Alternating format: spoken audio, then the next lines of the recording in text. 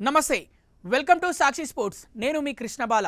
ICC T20 ప్రపంచ cup 2026 టోర్నీలో టీమిండియాకు ఘోర పరాజయం ఎదురైంది.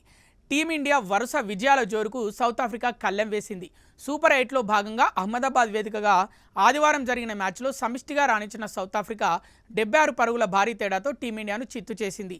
ఈ ఘోర పరాజయం ఈ టోర్నీలో టీమిండియా సెమీస్ అవకాశాలు సంక్లిష్టంగా మారాయి. ఈ భారీ ఓటమి టీమిండియా నెట్ రన్ రేట్ను దారుణంగా దెబ్బతీసింది. దీంతో సూర్యసేన సెమీస్ అవకాశాలు సంక్లిష్టంగా మారాయి.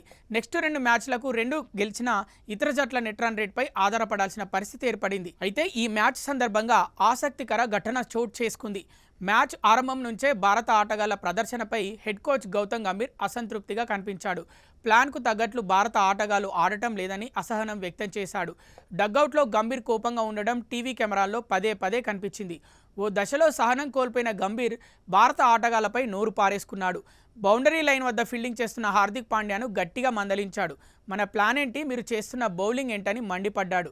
హార్దిక్ పాండ్యా కూడా గట్టిగా బదులివ్వడంతో అక్కడ చిన్నపాటి వాగ్వాదం చోటు చేసుకుంది. హార్దిక్ చెప్పిన సమాధానానికి సంతృప్తి చెందని గంభీర్ తీవ్ర అసహనం వ్యక్తం చేశాడు. ఇందుకు సంబంధించిన ఫోటోలు నెట్టింట వైరల్గా మారాయి. హార్దిక్ పాండ్యా వేసిన 10వ ఓవర్లో ఆఖరి బంతిని నోబాల్గా వేశాడు. ఈ బంతిని కాస్త మిల్లర్ సిక్సర్గా మలిచాడు. దాంతో అప్పటి వరకు నెమ్మదిగా సాగిన సౌత్ ఆఫ్రికా జట్టుకు మూమెంటం లభించింది. ఈ బంతిపైనే గంభీర్ హార్దిక్తో వాగ్వాదం దిగినట్లు తెలుస్తోంది. ఏది ఏమైనా ఈ మ్యాచ్లో భారత ఆటగాళ్ల ప్రదర్శనపై గంభీర్ తీవ్ర అసంతృప్తితో కనిపించాడు.